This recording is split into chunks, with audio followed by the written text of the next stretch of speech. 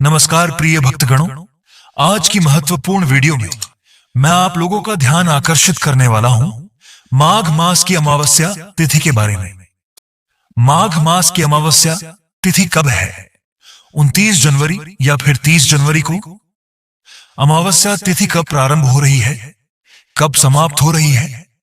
पूजा का शुभ मुहूर्त, पूजा विधि और इस दिन किए जाने वाले 3 विशेष कार्यों के बारे में, और आज के दिन किन बातों का ध्यान रखना चाहिए, किन नियमों का पालन करना चाहिए और कौन सी वह गलतियां हैं जो आज हमें भूल से भी नहीं करनी चाहिए। क्योंकि देखिए, अमावस्या तिथि पितरों को समर्पित होती है और इसलिए अगर हम अमावस्या तिथि पर कोई भी गलती करते हैं, कोई भी ऐसा कार्य करते हैं जो आज हमें नहीं करना चाहिए, तो इस पर हमें पितरों की कृपा प्राप्त नहीं होती है।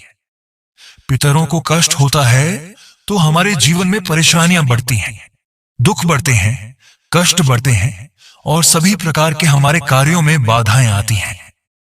चाहे संतान प्राप्ति हो या फिर धन प्राप्ति हो या विवाहित या और कोई समस्या हो, यह सभी कार्य आपके बाधित हो जाते हैं। अगर पितृदोष लग जाता है या पितरों की आपको कृपा प्राप्त नहीं होती है, इसलिए बहुत आवश्यक होता है अमावस्या तिथि पर कुछ विशेष बातों का ध्यान रखना।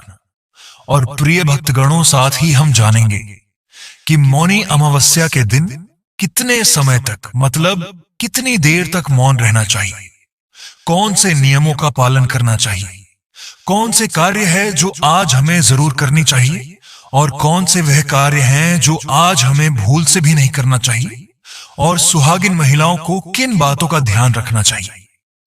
तो आज की इस वीडियो में हम आपके संपूर्ण जानकारी देंगे, तो आप पूरा वीडियो अवश्य देखें। लेकिन उससे पहले आप सभी से अनुरोध है कि वीडियो को लाइक करके हिंदू रिलीजियस टेल्स चैनल को सब्सक्राइब अवश्य कर दीजिए। प्रिय भक्तगणों, माघ मास की अमावस्या, जिसे मौनी अमावस्या कहते हैं, यह योग पर आधारित महाव्रत है। मान्यताओं के अनुसार इस दिन पवित्र संगम में देवताओं का निवास होता है, इसलिए इस दिन गंगा स्नान का विशेष महत्व है। इस मास को भी कार्तिक के समान पुण्य मास कहा गया है। गंगा तट पर इसी कारण भक्तजन 1 मास तक कुटी बनाकर गंगा स्नान व ध्यान करते हैं। संगम में स्नान के संदर्भ में एक अन्य कथा का भी उल्लेख आता है, वह है सागर मंथन की कथा। कथा के अनुसार जब सागर मंथन से भगवान धन्वंतरी अमृत कलश लेकर प्रकट हुए, उस समय देवताओं एवं असुरों में अमृत कलश के लिए खींचातानी शुरू हो गई। इससे अमृत की कुछ बूंदें छलककर इलाहाबाद, हरिद्वार, नासिक और उज्जैन में जा गिरी। यही कारण है कि यहाँ की नदियों में स्नान करने पर अमृत स्नान का पुण्य प्राप्त होता है। यह तिथि अगर सोमवार के दिन पड़ती है, तब इसका महत्व कई गुना बढ़ जाता है। अगर सोमवार हो और साथ ही महाकुंभ लगा हो, तब इसका महत्व अनंत गुना हो जाता है। शास्त्रों में कहा गया है, सतयुग में जो पुण्य तप से मिलता है, द्वापर में हरि भक्ति से, त्रेता में ज्ञान से, कलयुग में दान से, लेकिन माघ मास में संगम स्नान हर युग में अनंत पुण्यदायी होगा। इस तिथि को पवित्र नदियों में स्नान के पश्चात अपने सामर्थ्य के अनुसार अन्न, वस्त्र, धन, गौ, भूमि तथा स्वर्ण, जो भी आपकी इच्छा हो, दान देना चाहिए। इस दिन तिल दान भी उत्तम कहा गया है। इस तिथि को मौनी अमावस्या के नाम से भी जाना जाता है, अर्थात मौन अमावस्या। चूंकि इस व्रत में व्रत करने वाले को पूरे दिन मौन व्रत का पालन करना होता, इसलिए यह योग पर आधारित व्रत कहलाता है। शास्त्रों में वर्णित भी है कि होठों से ईश्वर का जाप करने से जितना पुण्य मिलता है, उससे कई गुना अधिक पुण्य मन का फेर कर हरि का नाम लेने से मिलता है। इसी तिथि को संतों की भांति चुप रहे तो उत्तम है। अगर संभव नहीं हो तो अपने मुख से कोई भी कटु शब्द ना निकाले। इस तिथि को भगवान विष्णु और शिव जी दोनों की पूजा का विधान है। वास्तव में शिव और विष्णु दोनों एक ही हैं, जो भक्तों के कल्याण हेतु 2 स्वरूप धारण करते हैं। इस बात का उल्लेख स्वयं भगवान ने किया है। इस दिन पीपल में अर्घ्य देकर परिक्रमा करें और दीप दान दें। इस दिन जिनके लिए व्रत करना संभव नहीं हो, वह मीठा भोजन करिए। इस दिन जहां तक हो सके गंगा जी में, तीर्थों आदि जगहों पर, संगम प्रयागराज त्रिवेणी में गंगा स्नान करें तो इसे अनंत पुण्य फलों की प्राप्ति होती है। इस दिन जहां तक हो सके ब्राह्मणों को भोजन करवाए, ब्राह्मणों को दान और दक्षिणा दे, गर्म वस्त्र आदि का दान करें। गौ, स्वर्ण, भूमि, जहां तक जो भी आपसे बन सके अपने सामर्थ्य के अनुसार दान पुण्य का कार्य करें तो बड़ा ही पुण्य फलदायी होगा। मौनी अमावस्या तिथि के दिन दोपहर के समय में पितरों का श्राद्ध, तर्पण आदि का कार्य करना चाहिए। वैसा जहां तक हो सके इस दिन गाय को हरा चारा खिलाना चाहिए। मछलियों के लिए आटे की गोलियां बना करके नदी, तालाब आदि में डालनी चाहिए। इस दिन मंदिरों में, तीर्थों आदि जगहों पर दीपों का दान करना चाहिए। पीपल वृक्ष के नीचे दीपक जलाना चाहिए। तुलसी जी के पास दीपक जलाना चाहिए। इससे पुण्य फलों की प्राप्ति होती है। जब व्यक्ति के पुण्य जागृत होते हैं तभी उनके पाप और नष्ट होते हैं। उसके बाद ही सांसारिक सुखों की प्राप्ति हो पाती है। अमावस्या तिथि के दिन चंद्रमा दिखाई नहीं पड़ते हैं। चंद्रमा मन के कारक माने जाते हैं, तो इस दिन शुद्ध और सात्विकता का पालन करना चाहिए। इस दिन ब्रह्मचर्य का पालन करना चाहिए। तामसिक वस्तुओं का, नशीले पदार्थों का, मांस, मदिरा आदि का सेवन बिल्कुल भी नहीं करना चाहिए। शुद्धता और सात्विकता के साथ ही पितरों के लिए या पितरों के निमित्त जो भी भोजन आदि बनाते हैं या ब्राह्मणों के लिए, तो वह शुद्ध रूप से बनानी चाहिए। प्याज, लहसुन का प्रयोग बिल्कुल भी नहीं करनी चाहिए। इस दिन अपने इष्ट देवता, कुल देवता आदि की पूजा करनी चाहिए। भगवान सूर्य नारायण को स्नान करने के पश्चात जल में लाल चंदन मिलाकर के अर्घ्य देना चाहिए। इससे अनंत पुण्य फलों की प्राप्ति होती है। मौनी अमावस्या का सबसे जरूरी नियम होता है।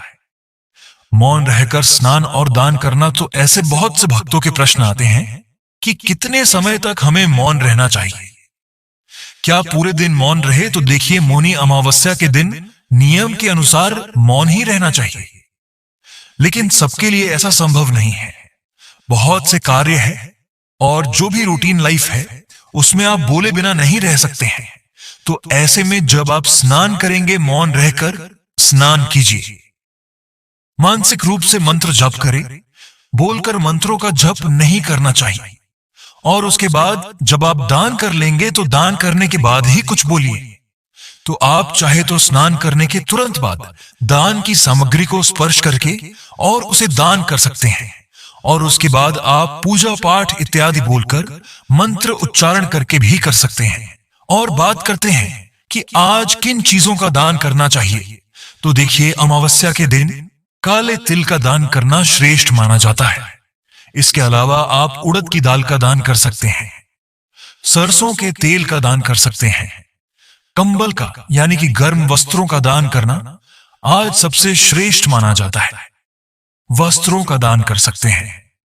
कोई भी वस्त्र, अगर गर्म वस्त्र का दान करना चाहिए या कोई भी नॉर्मल वस्त्र भी आप दान कर सकते हैं। इसके अलावा धन का दान कर सकते हैं, अन्न का दान कर सकते हैं, सीधा दान कर सकते हैं, जैसे कि खाने की सामग्री निकालकर किसी ब्राह्मण के यहां, किसी जरूरतमंद के यहां भिजवा सकते हैं, या किसी ब्राह्मण को, जरूरतमंद को घर बुलाकर भोजन भी करा सकते हैं। तो यह पूरी तरह से आपके ऊपर निर्भर करता है कि आप कौन सी चीज का दान करना चाहते हैं और कितनी संख्या में, कितनी मात्रा में दान करना चाहते हैं। और सुहागिन महिलाओं के लिए अमावस्या तिथि पर एक बहुत जरूरी नियम है जिसका पालन आपको करना चाहिए। अमावस्या तिथि, पूर्णिमा तिथि, यह दो ऐसी तिथियां हैं जिस दिन भूल से भी सुहागिन महिलाओं को बाल नहीं धोना चाहिए, क्योंकि धार्मिक मान्यताओं के अनुसार सुहागिन महिलाएं अगर अमावस्या तिथि पर बाल होती हैं या पूर्णिमा तिथि पर बाल धोती होती है तो इससे पति कष्टों में घिरे रहते हैं, पति की उम्र घटती है और दुर्भाग्य का सामना आपको करना पड़ता है। तो भूल से भी अमावस्या तिथि के दिन बाल मत धोए, इस बात का ध्यान रखिए। और हां, मौनी अमावस्या है तो आज के दिन आपको ध्यान रखना है कि आपके घर में किसी भी प्रकार की तामसिक चीजों का प्रयोग ना हो, जैसे कि अगर आप नियमित तौर पर मांस, मदिरा इत्यादि का सेवन करते हैं तो आज के दिन भूल से भी मत कीजिए। घर में किसी भी प्रकार से लड़ाई झगड़ा ना हो, वाद विवाद ना हो, इस बात का भी ध्यान रखिए। और हां, शाम के समय आपके घर के मंदिर में ईशान कोण में शुद्ध घी का एक दीपक अवश्य प्रज्वलित होना चाहिए, क्योंकि अमावस्या तिथि मां लक्ष्मी को अत्यंत ही प्रिय है। तो आज के दिन अगर आप मां लक्ष्मी की आराधना करते हैं, शुद्ध घी का दीपक जलाकर मां लक्ष्मी की पूजा आराधना करते हैं, तो हमेशा आपके घर में फिर लक्ष्मी जी का वास बना रहता है। तो मौनी अमावस्या पर इन सभी बातों का ध्यान रखिए। अब बात करते हैं कि हमें आज के दिन क्या करना चाहिए और क्या नहीं करना चाहिए, और फिर उसके बाद जानेंगे कि मौनी अमावस्या कब है, स्नान दान शुभ मुहूर्त के बारे में। वीडियो में बने रहें, सभी जानकारी आपको मिलेगी। तो देखिए, अमावस्या तिथि है और शास्त्रों के अनुसार आज के दिन प्रातःकाल जल्दी उठकर पवित्र नदियों में स्नान करना चाहिए। तो अगर आप जा सकते हैं किसी पवित्र नदी में स्नान करने, तब तो बहुत अच्छी बात है। नहीं तो अपने घर में भी गंगा जल मिश्रित जल से स्नान कर सकते हैं। लेकिन स्नान करने से पहले घर की थोड़ी सी साफ सफाई कर लीजिए। अमावस्या तिथि पर घर की सफाई करने से घर से दरिद्रता दूर होती है, नकारात्मक ऊर्जा दूर होती है, और किसी भी प्रकार का ग्रह दोष हो, वास्तु दोष हो, या फिर किसी की बुरी नजर लगी हो, या कोई श्राप हो, बदुआ हो किसी की, तो समस्त प्रकार की नकारात्मक ऊर्जा ऊंची आपको मुक्ति मिल जाती है। सिर्फ अमावस्या तिथि पर साफ सफाई करने से सबसे पहले तो यही कार्य आपको करना है कि आज जब आप सुबह उठेंगे तो पहले घर की साफ सफाई कर लीजिए, थोड़ा बहुत जितना भी आपसे हो पाता है। जैसे कि बहुत से लोगों के प्रश्न आते हैं कि इतनी सुबह हम घर की साफ सफाई करते हैं तो फिर स्नान करने में बहुत देर हो जाती है। तो देखिए, आप सुबह उठकर जैसे कि घर की झाड़ू लगा लीजिए, उसके बाद घर के मुख्य द्वार को विशेष रूप से आज साफ रखना चाहिए। तो घर के मुख्य द्वार को अच्छे से साफ कर लीजिए और जल का छिड़काव कर दीजिए। घर की चौखट आज जरूर साफ होनी चाहिए। घर की चौखट पर थोड़ा सा पानी डालकर और अच्छे से धो लीजिए, यह बहुत आवश्यक है। तो घर में आप थोड़ी कम भी सफाई करेंगे तो चलेगा। स्नान करने के बाद आप जैसे कि दिन में भी साफ सफाई करते हैं, आज के दिन अगर घर से जाले उतारे जाते हैं, घर के कोने कोने की अगर साफ सफाई करी जाती है, तो घर में जो परेशानियां होती हैं वह दूर हो जाती हैं। तो मान लीजिए कि अगर आप सुबह नहीं कर पाते हैं तो दिन में भी कर सकते हैं। तो सुबह आपसे जितना भी हो पाता है उतनी साफ सफाई कर लीजिए, लेकिन घर के मुख्य द्वार की सफाई जरूर कीजिए। घर के मुख्य द्वार पर जल का छिड़काव होना चाहिए। आज के दिन घर की चौखट जरूर धोनी चाहिए, क्योंकि कहा जाता है कि आज के दिन पितृ आपके दरवाजे पर जरूर आते हैं। किसी न किसी स्वरूप में वह आपके घर आते हैं, अपने परिवारजनों के पास आते हैं। इसीलिए अमावस्या तिथि को विशेष माना गया है। पितरों के लिए, पितरों की कृपा पाने के लिए, और शास्त्रों के अनुसार चौखट पर पितरों का वास माना गया है। इसलिए चौखट हमको साफ रखनी चाहिए और वहां पर स्नान करने के बाद एक दीपक अवश्य प्रज्वलित कर दीजिए। आज घर के मुख्य द्वार पर दीपक प्रज्वलित करने से सभी प्रकार की नकारात्मक ऊर्जा भी दूर होती है, पर आपके प्रसन्न होते हैं, आशीर्वाद देते हैं। तो आपके घर में जो भी रुके हुए कार्य होते हैं वह पूर्ण होते हैं। और इसलिए सुबह स्नान करने के बाद आप घर पर एक सरसों के तेल का दीपक प्रज्वलित कर दीजिए। दीपक आपको प्रज्वलित करना है और घर का कोई भी सदस्य प्रज्वलित कर सकता है। जरूरी नहीं है कि घर की महिलाएं ही करेंगी, कोई भी सदस्य प्रज्वलित कर सकता है। और हां, आज के दिन पवित्र नदियों में स्नान करने का विधान है। तो देखिए, सबके लिए ऐसा संभव नहीं है कि किसी भी पवित्र नदी में जाकर स्नान कर पाए। तो ऐसे में आप अपने घर में भी गंगा जल और काले तेल मिलाकर उसे जल से स्नान करें। और हां, घर में बच्चे हों, बड़े हों या फिर बुजुर्ग, सभी के लिए इसी प्रकार से जल तैयार करना है। मतलब जल में आपको गंगा जल और काले तिल जरूर मिलाने दें। अगर इस प्रकार के स्नान करते हैं, ऐसे पुण्य अतिथियों व परिवार के दुर्भाग्य दूर होता है। सभी परिवार के सदस्यों के ऊपर किसी भी प्रकार का ग्रह दोष हो तो वह दूर हो जाता है। तो साल की बड़ी अमावस्या है। इस नियम का पालन प्रत्येक व्यक्ति को जरूर करना चाहिए और स्नान करने के बाद भगवान सूर्य देव को जल अर्पित करें। आप जल में अगर थोड़े से काले तिल मिलाकर जल अर्पित करते हैं तो यह बहुत ही अच्छा होगा। इससे सभी प्रकार के बुरे ग्रह दोषों से आपको मुक्ति मिलती है और किसी भी प्रकार की शनि जनित पीड़ा हो तो इससे भी मुक्ति मिलती है। और भगवान सूर्य देव को जल अर्पित करने के बाद आप तुलसी में थोड़ा सा कच्चा दूध अवश्य अर्पित कीजिए। इसके बाद आप अपने घर के मंदिर में जो भी नित्य की पूजा है वह कर लें। और हां, आज पीपल की पूजा का विशेष महत्व होता है। तो घर के आसपास अगर पीपल का वृक्ष हो तो वहां जाकर आप तो जल में थोड़े से काले तिल मिलाकर और पीपल की जड़ में अर्पित कीजिए और इसके बाद धूप दीप करके पीपल की पूजा कर लीजिए। और हां, आज संध्या काल में पीपल के पास दीपदान अवश्य करना चाहिए। तो एक मिट्टी का दीपक या फिर आप चाहे तो आटे का दीपक बना सकते हैं। उसमें सरसों का तेल डाल दीजिए और एक लंबी बाती डालकर और अपने पितरों का मन में ध्यान करते हुए दीप प्रज्वलित कीजिए। उसके बाद थोड़े से काले तिल उस दीपक में डाल दीजिए और अपनी परेशानियों से मुक्ति के लिए अपने पितरों से और भगवान शनिदेव से प्रार्थना कीजिए।